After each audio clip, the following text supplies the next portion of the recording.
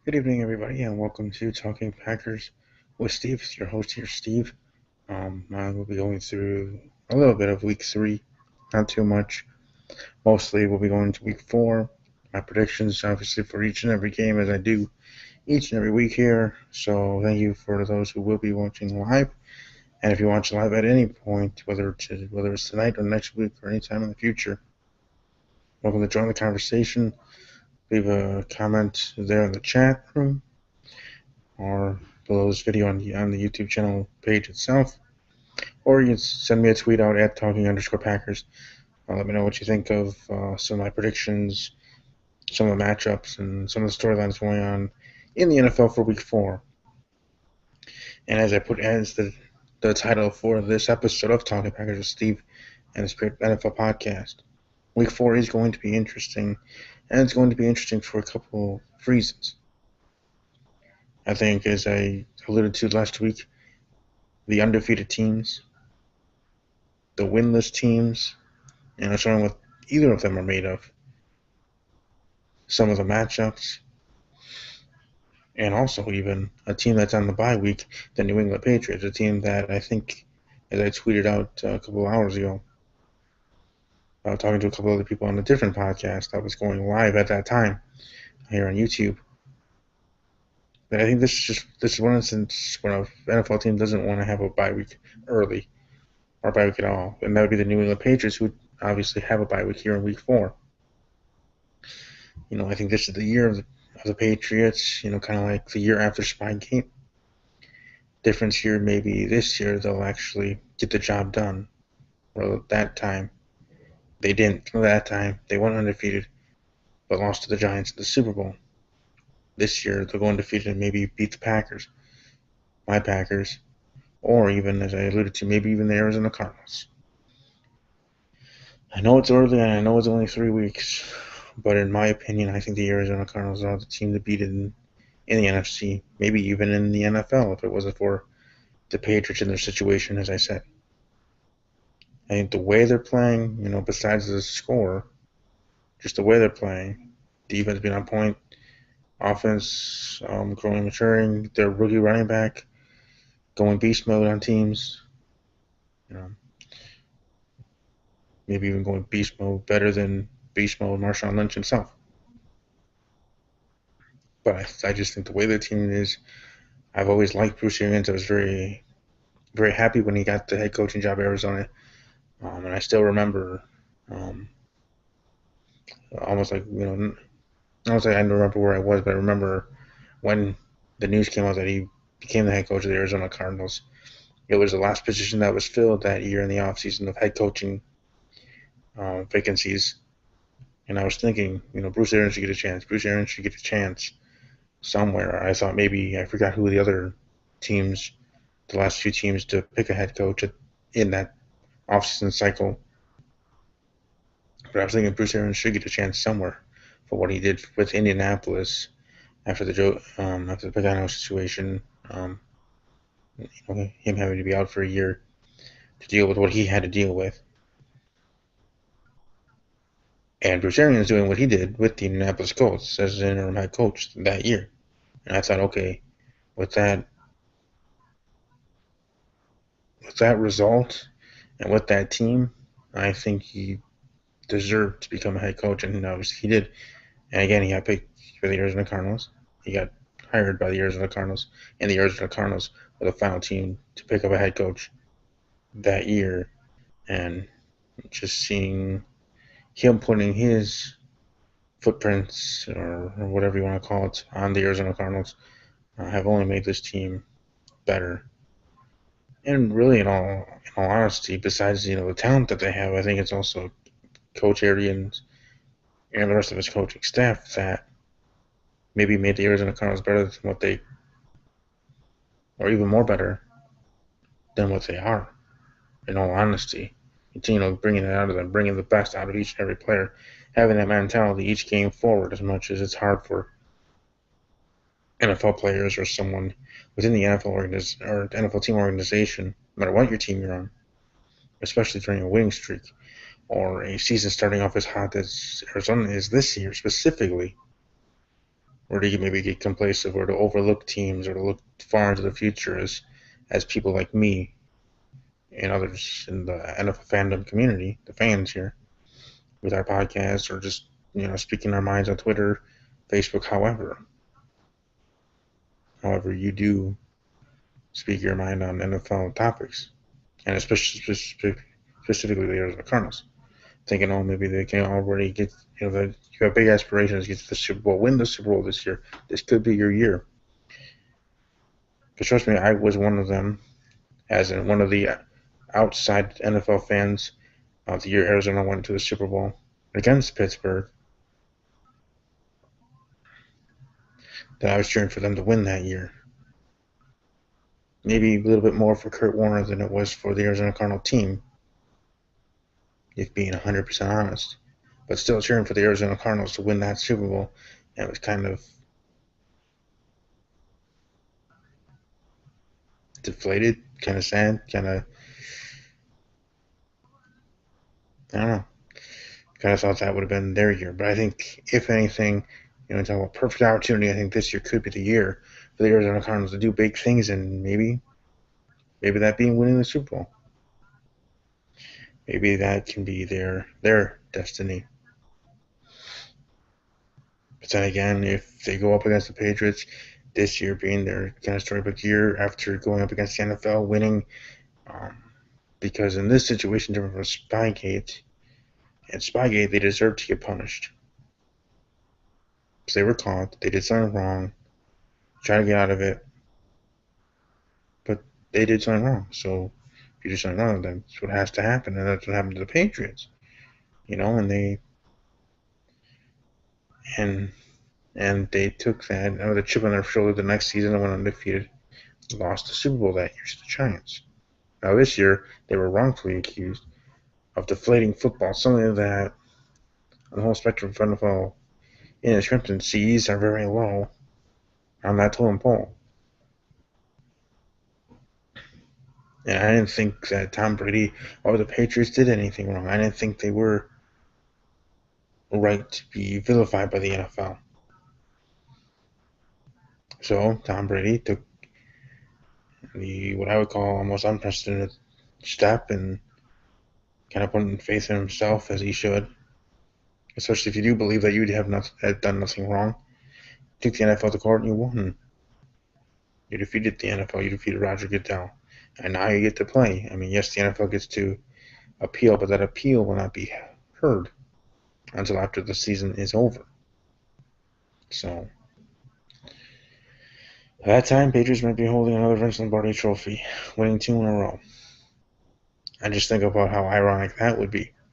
The New England Patriots being the next NFL team to win 2 Super Bowls in a row since... Oh, yeah, that's right. The New England Patriots. Back in, I think, 2001, 2002. If my memory serves me correctly.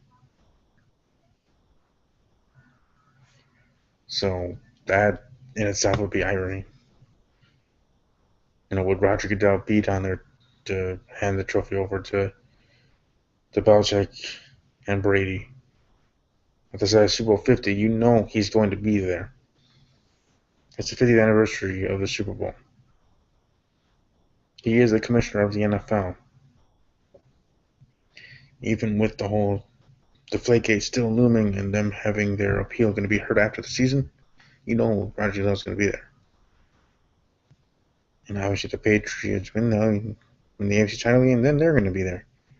And just think about, for Patriots fans, even more so than me from the outside looking in, speaking about the Patriots,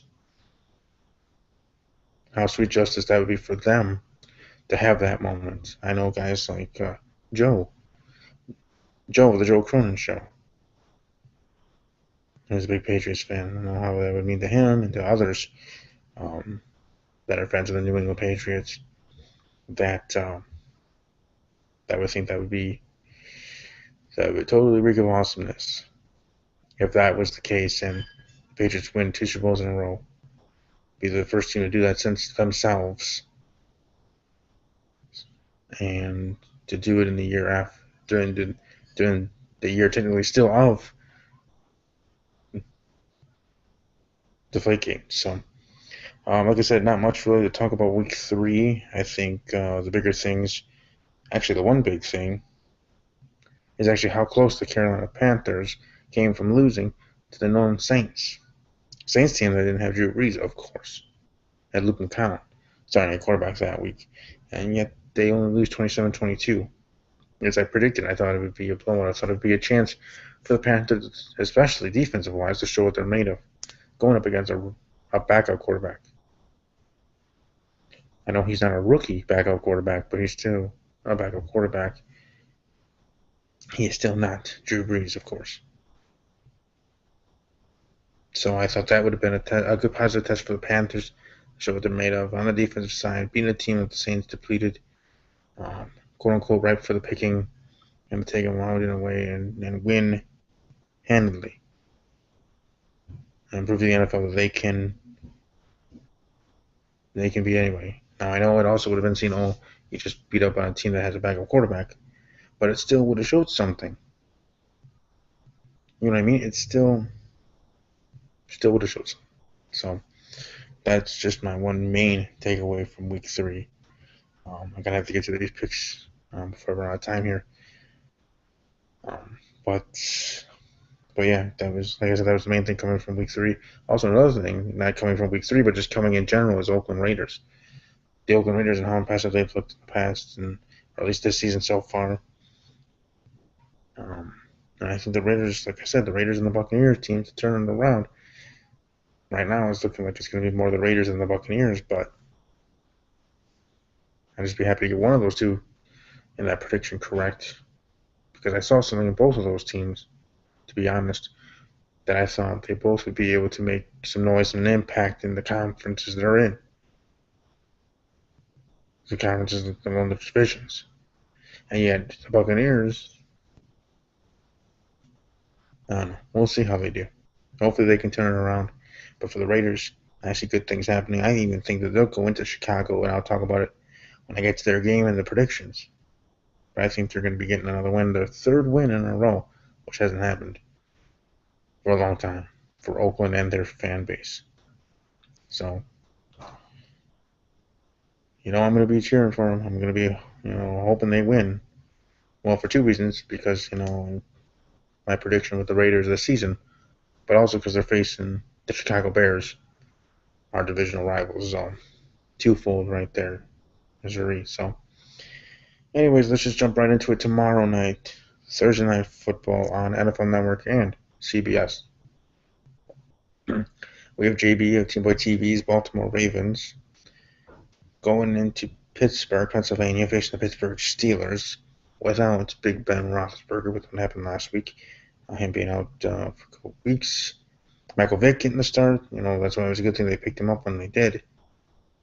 But then again, they only picked him up because their backup at that time, Bruce Gradkowski, got injured himself. Think about the pickle they would have been into right now if Bruce got injured. They didn't pick anybody up, and now with Ben being down, who would have been their quarterback? Who knows? But anyways, I'm gonna go with JB's Ravens getting their first win here finally, trying to get it on track. Maybe see where it goes from here. I'm gonna go Ravens 17-10 over the Steelers on Thursday Night Football. That's all I gotta say about that game. There's not much else. The Jets against the Dolphins. Everybody is going to have to wake up very early to watch this game. I think it starts at 5:30 Central. So whatever time that is for you, work accordingly. So get up, watch that game. It's going to be over before even the pregame shows on CBS and Fox. So that's always interesting. But I always enjoy watching these London games.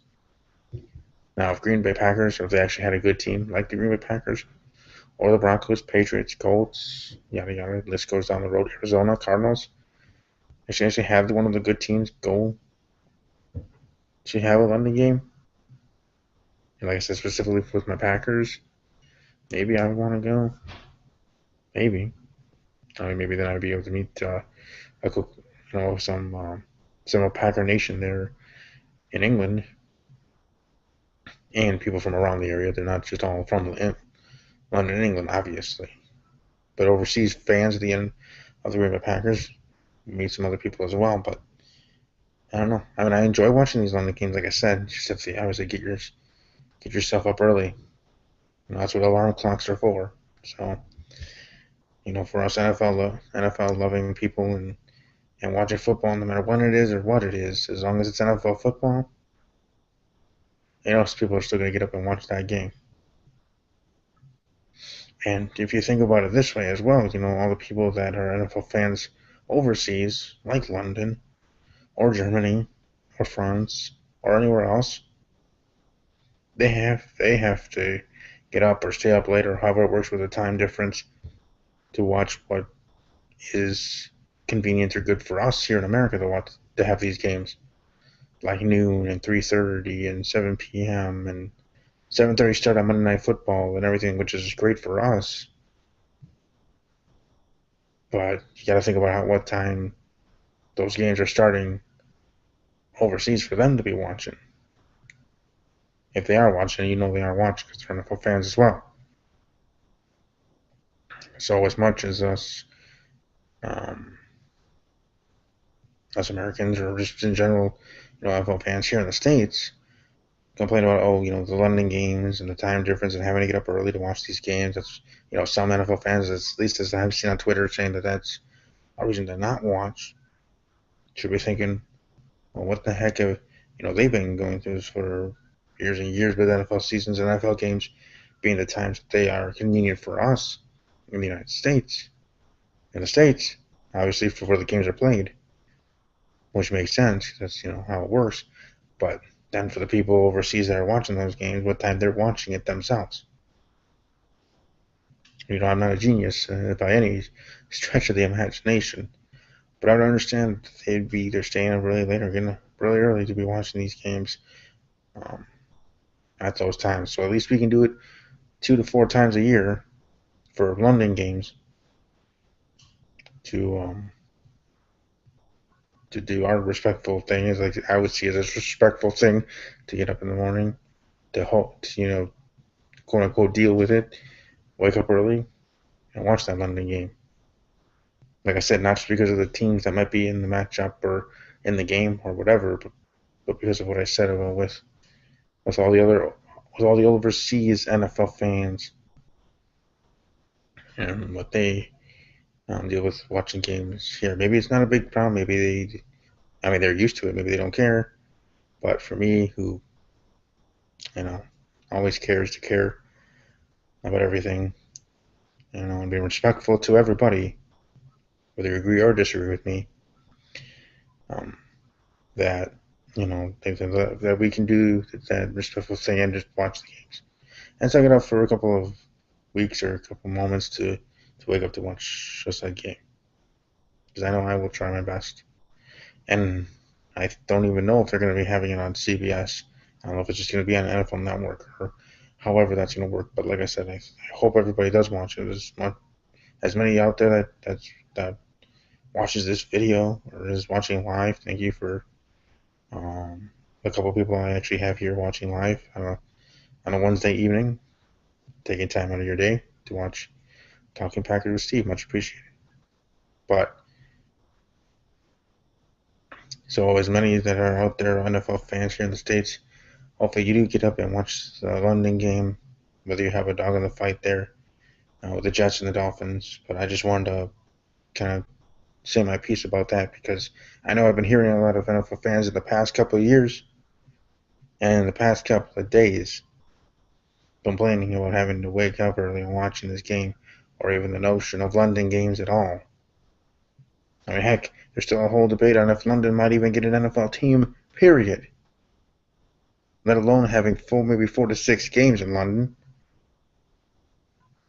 So, either way, whether they have a team in London, whether they just have 4 to 6 games yearly for the NFL to branch out, especially for their marketing thinking, and have games in London, no matter what teams you put out there, the overseas crowd's going to eat it up, because, hey, they don't get football, NFL football, or American football, or whatever they call it over there.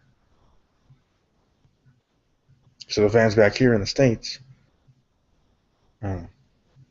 Like I said, I don't know. Maybe it's just me being me and passionate about it. Just think that I don't know. Like I said, we should just suck it up, get up early, enjoy the football game for what it is, and have a little bit of understanding, a small fracture of understanding of what those overseas fans, whether it's Germany, London, Switzerland, wherever, that they go through on a weekly basis during the 17-week NFL season, postseason, and Super Bowl. Because, the NFL is not just a United States thing. It's not just, that. It's a global thing. And I know you're going to say, yeah, we already know that, Steve. And I understand that. And you're right. You do already know that. But then with already knowing that, then you should already know that with knowing of that then, as I said, then we then understand what they go through each and every week with having to watch the games and whatever it works for them. If they would have to, rewatch them because of time difference and time lag and all that other stuff that I'm sure none of us really think about. Because obviously we have our own personal lives to deal with each and every day. But I didn't mean to go on a rant or a soliloquy about London and NFL, but I don't know. People tell me I should have some more of a personality when I have this show. Well,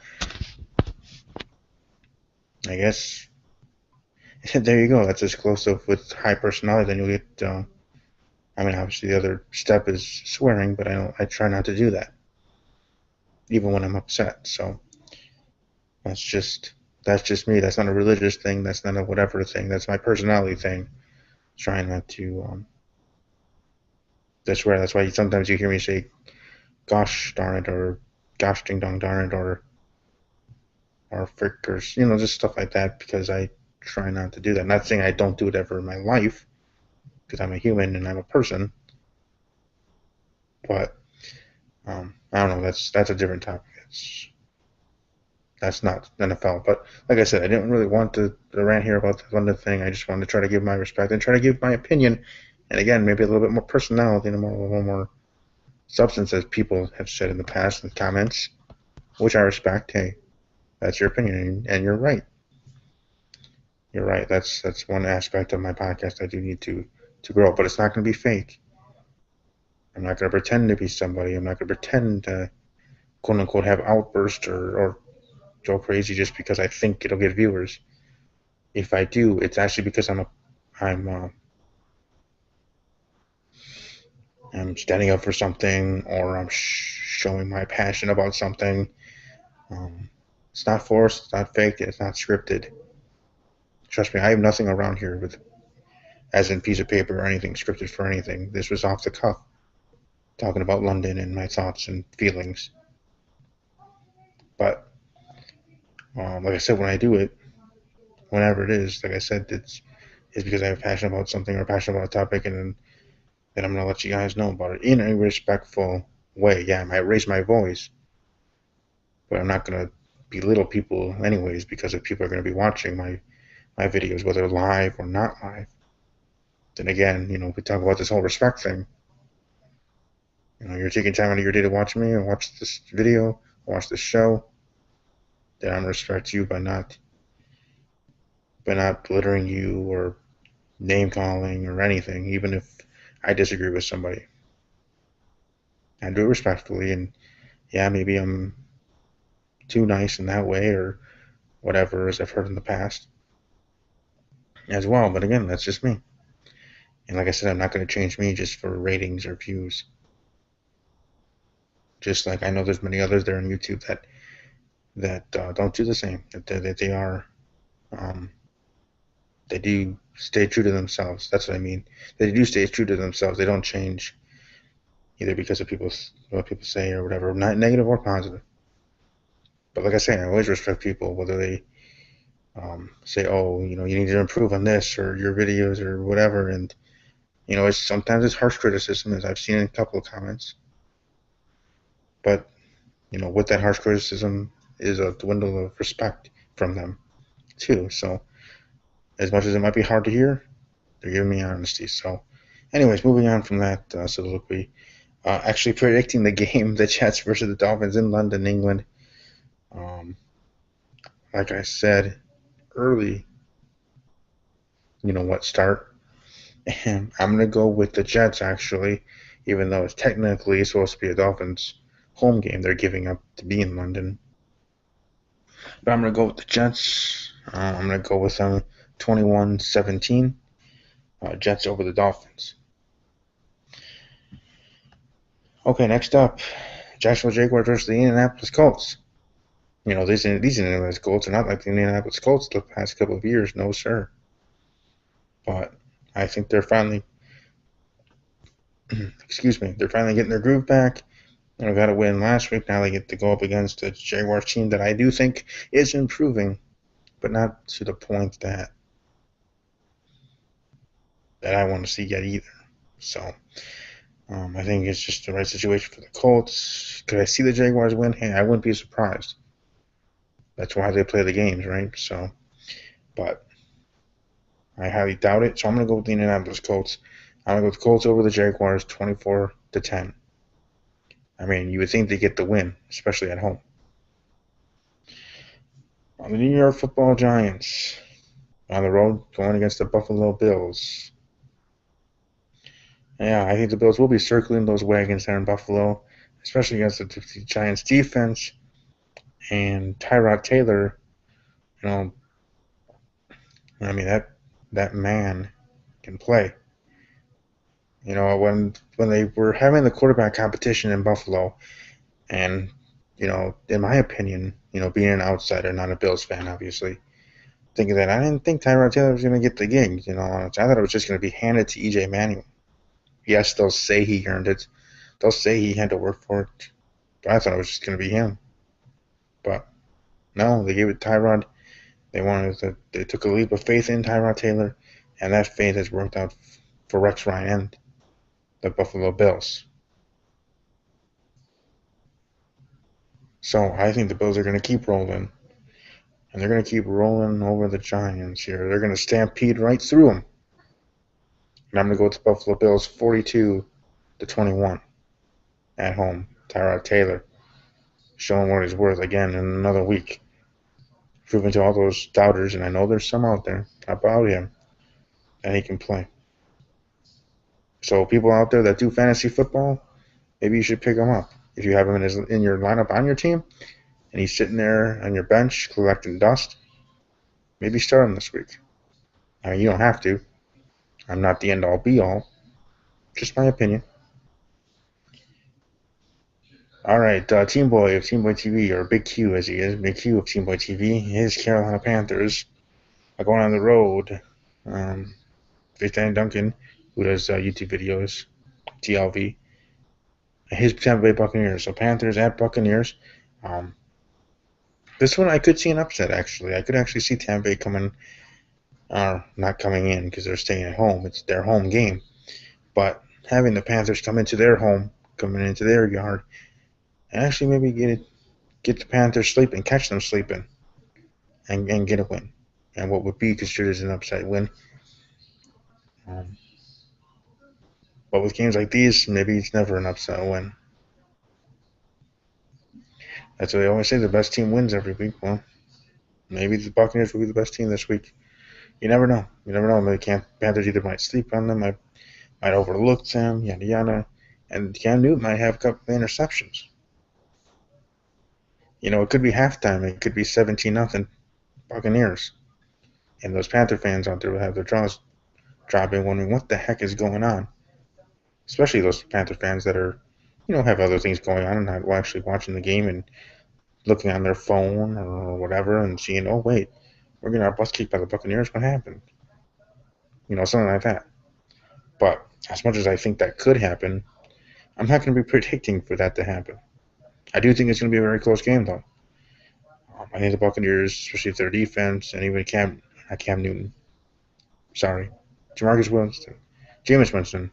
Not, I think he's maturing, and with each and every game, as it goes here through his first NFL season, things will get better for him.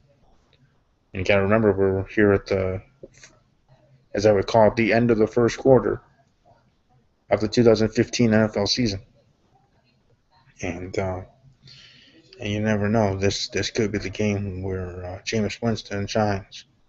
But I'm going to predict the Carolina Panthers to squeak out a win on the road.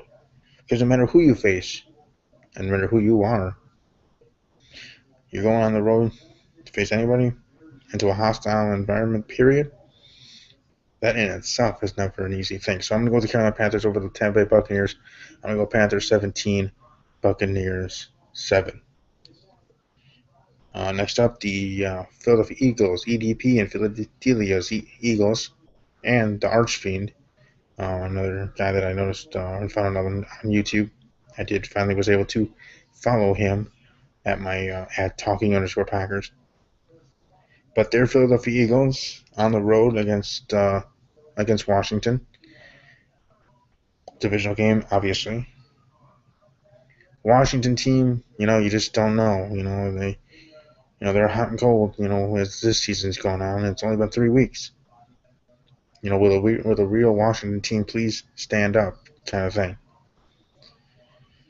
And I think they might show up in this game, but I don't think it's going to be the good Washington team, in my opinion. I'm going to go with the Philadelphia Eagles to soar here and defeat the Redskins. I'm going to go 17. I'm going to go 17-14. Field goal to win it.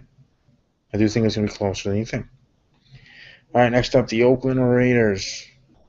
Raiders Central's Oakland Raiders. He has a YouTube channel, obviously talking Oakland Raiders. Going up against the Chicago Bears, the Schleich Daddies, Chicago Bears. I'm just looking at TV here on YouTube. I actually have the Raiders winning. Whether Jay Cutler's going to start, whether he's not going to start, whether Alshon Jeffrey is to play or not, they could be at full strength for all that matters. I still think the Raiders are going to come up in there and embarrass them. I think the Raiders are a team on the incline and actually are going to stay on said incline. Not just be they got their first win and then falling off the tracks and being the Raiders again. No. They're going to be something this year. They're going to be a team that their fan base can be truly proud of and not be embarrassed wearing the Raiders colors. Not like they ever are. I mean, if you're a true NFL fan of any team, Packers, Raiders, Bengals, Steelers, Rams, whatever you name them, you wear your colors whenever you feel like it and not be embarrassed of that. Yeah, you might not like the season that your team's having. Like, I don't know, there's been a couple seasons in the past that us Packers haven't been so great. There was a time period before I was born that the Packers were set bottom feeders of the NFL, winning only 2 to 6 games per year. And yet, obviously, Wisconsin still seeing people sport Packer jerseys, Packer pride. Well, same thing with the Oakland Raiders and the Jacksonville Jaguars. Maybe even more so with the Cleveland Browns. That even though things haven't been so hot, you stick with your team because that's your team. And I think with the Oakland Raiders specifically, that they're with their 2-game winning streak, which I think will go 3 games. I'm going to go Oakland over Chicago, 34-24, winning on the road. That I think they're going to be a team on the rise that's going to keep rising to their fullest potential. Heck, in the end, it might be the Oakland Raiders out of the teams that are not even the Chiefs that could give the Broncos a run for their money for that division if it wasn't for how hot the Broncos have started out. Obviously, being the best record you can be after 3 weeks, 3-0. But hey, Raiders are right there, 2-1. A couple of slip-ups by Denver in any game. Oakland gets some wins, string some wins along. It might be a fight to the finish for that division, and it could be Oakland winning it out. You never know. 17 weeks, 32 teams. You never know what's going to happen. It's not over to that final whistle blows, I guess, as a week 17 and seeing how everything pans out. We might think we know, but we have no idea. So like I said, I'm gonna go with the Raiders over the Bears, 34-24. Houston Texans going to the Georgia Dome, facing the Atlanta Falcons. I'm gonna go with the Falcons, 24-21. The Kansas City Chiefs going on the road against the Cincinnati Bengals. I'm gonna go with the Chiefs here. I'm gonna go 28-17 actually. Yeah, 28-17 Chiefs over the Bengals. I'm getting a road win. I think the Chiefs are better than how they looked against us Packers.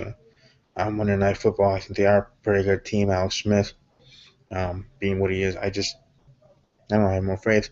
And as I predicted, maybe not on this show, but on Twitter, whether it's this Twitter handle or my personal handle, that the Chiefs were going to get their first wide receiver touchdown, breaking that streak of games without one against our Packers.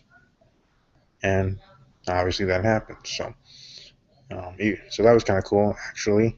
I mean, even as a Packer fan, I actually enjoyed that to see that snapped, and I kind of thought maybe it would have happened earlier, but hey, it happened to us. It happened to us. In the end, it didn't really matter because we won the game. But for me personally, I wanted it to happen because the Chiefs and their team and their offense, the way they look, they should just be better than what the record states, and maybe they can get stuff rolling here this week with a win over the Bengals. So that's why I picked the Chiefs. The Cleveland Browns is traveling to San Diego, facing the San Diego Chargers, or Superchargers, however you want to call them. Or Jay's Browns, I'm talking WWJ. I'm going to go with the Chargers here. I don't think that the Browns can get anything done here. I mean, I'm sorry. I'm going to go with the Chargers. 34-10. 34-10 Chargers. Green Bay Packers. Oh, you know what? I'll hold off to that one.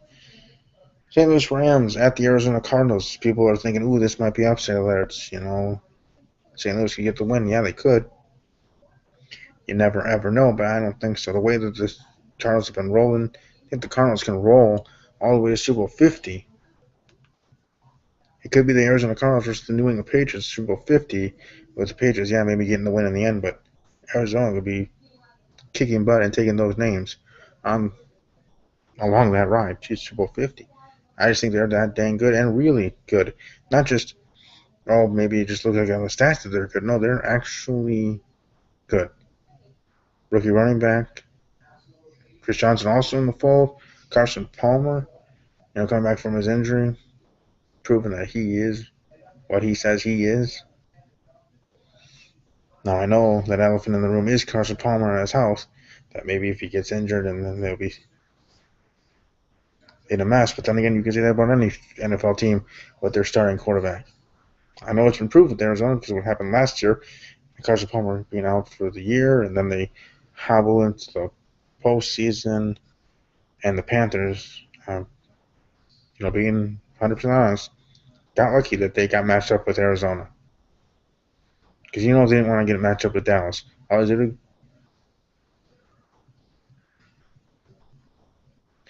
they would have gotten eliminated in the first round.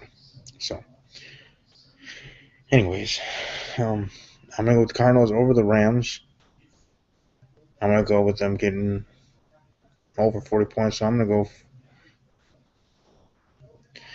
go 42-17 Arizona over St. Louis. Maybe a pick six again. And if there is a pick six, hopefully it's Tyrann Mathieu, Honey Badger, to work. Minnesota Vikings traveling to Denver to face the Denver Broncos. Undefeated Denver Broncos. Minnesota Vikings being almost like the Washington team. Which team will show up? 1 week, they're getting their butts kicked, as in week 1 against the San Francisco 49ers. And the other weeks showing that they should be undefeated with crushing wins or big wins they had. I don't know. But I think the Broncos are going to keep rolling. Staying defeated, it's going to be the Raiders, Broncos, battling there for that division. I think in the end, I'm going to go with the Broncos over the Vikings, 21-10. Sunday Night Football on NBC, Dallas Cowboys. Oh, and Denver Broncos, represented by Get With It Sports. Glass of Get With It Sports, who was also on Team Boy TV Live on his channel. Forgot to give him a shout out there. But anyways, moving on, Sunday Night Football on NBC, the Dallas Cowboys traveling to New Orleans to face the winless New Orleans Saints. Will Drew Brees be back? We'll see. I think no matter whether he's back or not, even it being a Sunday night game, I don't see New Orleans. I don't know. I don't know if I see them stepping up. I mean, I know Tony Romo's out. I know Des Bryant's out. The Dallas Cowboys are a mess in their own right, but the Saints are almost equally worse. So if you think about it, it could be the battle of the backups in that game. You know, a game that was supposed to be marquee with Tony Romo versus Drew Brees ends up being Luke McCown versus Brandon Whedon. That is something. You know, what's up with that? But it is what it is. We'll see. Maybe the Saints can win. Maybe they can't. Whatever. I'm going to predict that with two teams that are busted up within their own right, Dallas obviously having the better record. And it being a home game, I'm going to go with the Saints to get the first win. But I'm going to go low scoring win, especially if you have two backups against each other. But even if you have Drew Brees, it still will be low scoring. In my opinion, I'm going to go with the Saints over the Cowboys. 12-9. Saints over Cowboys, 12-9. We got Monday Night Football on ESPN. The Detroit Lions against the Seattle Seahawks. Seahawks keep it rolling themselves. I have them defeating our rival, the Detroit Lions. I have them winning 34-14. 34-14 Seattle over Detroit. Then to our game, Green Bay at San Francisco. San Francisco looking like a true bunch of jabronis, in my opinion, in all honesty. And I think our defense is going to capitalize. Maybe a pick six. Doesn't even matter if it's a pick six. I think we're just going to get a couple interceptions. Period. So I think we're going to win this game pretty handily, in all honesty. I'm going to go 34-12.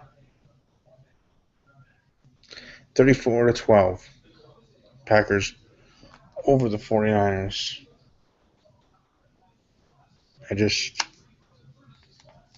don't know. I don't know if San Francisco can turn it around. And if they can't,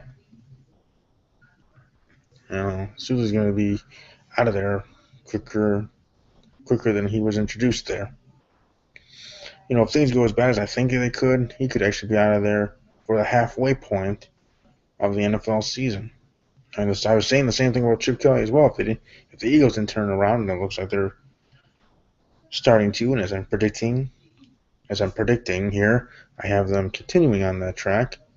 But if that wasn't the case, and they kept losing, obviously, the fan base, the ownership wouldn't be too happy, and neither should they be. That Chip Kelly would then be on a job earlier than the end of the season. But either way, like I said, that's my predictions there. Like I said, with all those shout outs for other teams, that's what I do. If I know somebody, whether it's people that I know personally, or if I know through general conversation on YouTube or DMs on Twitter, or however, that I give them a shout out here on my show, one predicting games, one coming to their team. So if you represent any of the other teams that I obviously didn't mention any shout outs to, welcome to let me know in the comments. Let me know on Twitter. Tweet me at talking. There it is, at talking_Packers. You can tweet me there and let me know.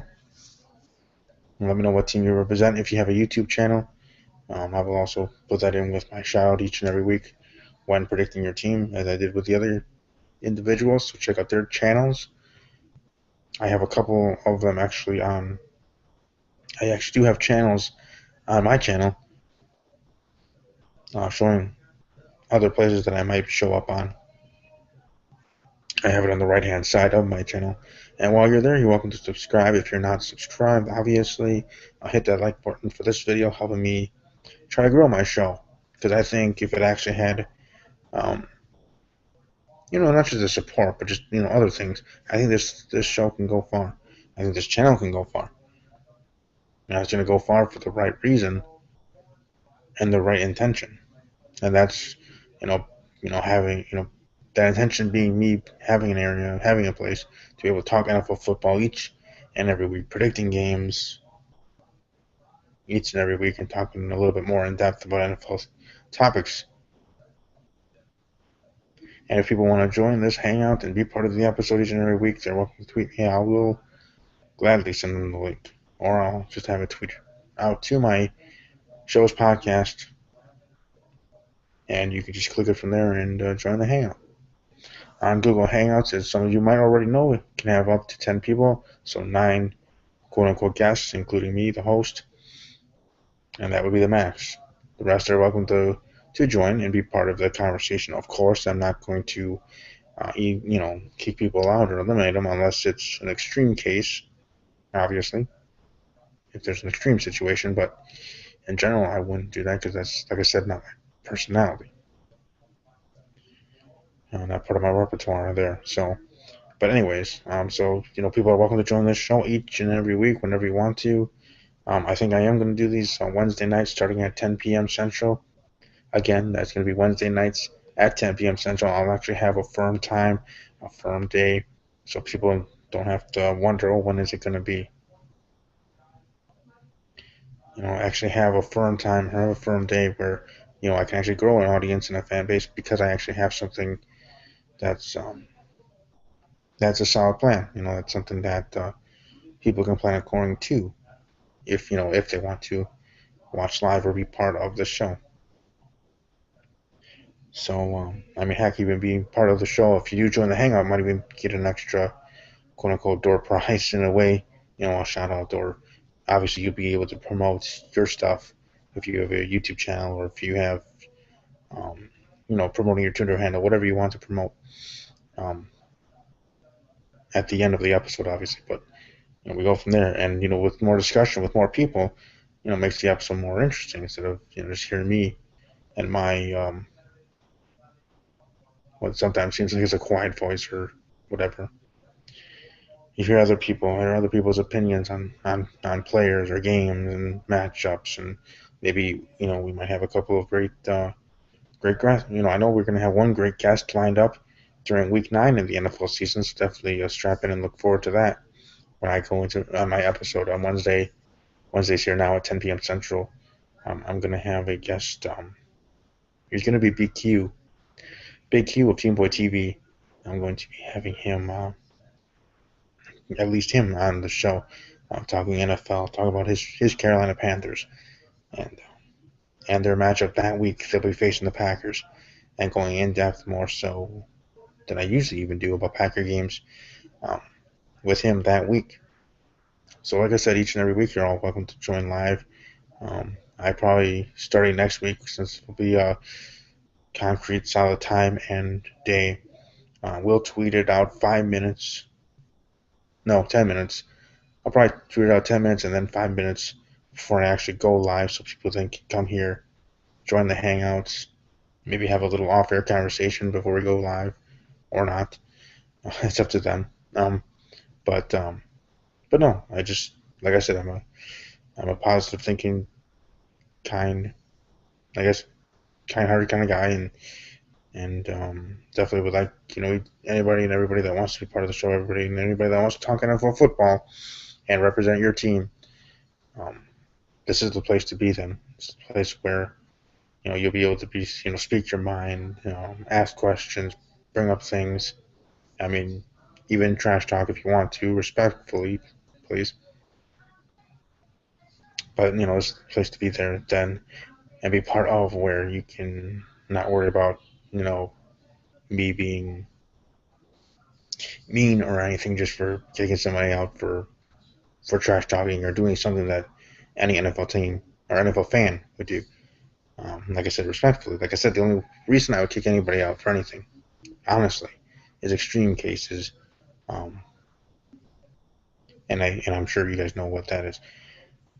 But again, thank you to everybody that watched live. I see I have what is that here? Two, four, two. I had up to 4 viewers at one point, so that was kind of cool. But anyways, thank you to all that have listened live and those that will be watching later. Again, I will have weekly episodes, actually at a firm time and date. So that will be Wednesdays at 10 p.m. Central for Talking Packers with Steve.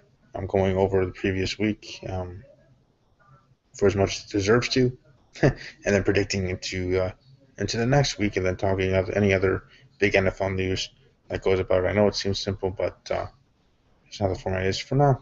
So, with that being said, hope you all have a great rest of your week. Whether you're working, whether you're in school, no matter what you're doing, try to have live life to the fullest, and have a great weekend and enjoy another week of great NFL action. Take care.